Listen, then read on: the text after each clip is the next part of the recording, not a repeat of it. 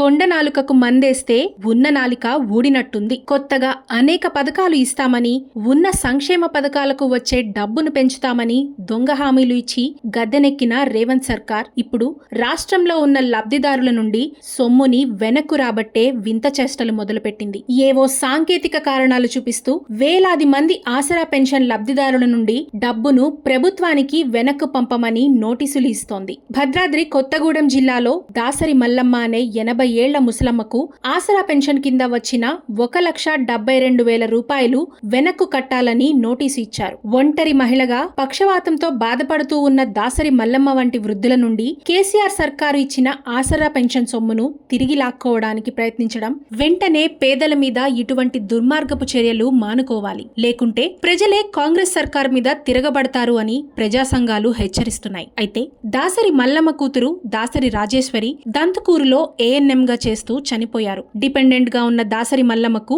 20,000 రూపాయలు కుటుంబ పింఛను వస్తోంది. కుటుంబ పింఛన్ వస్తున్నందున ఆమె వృద్ధాప్య పింఛన్ను ప్రభుత్వం నిలిపివేసింది అని సీఎం PRO వివరణ ఇచ్చారు.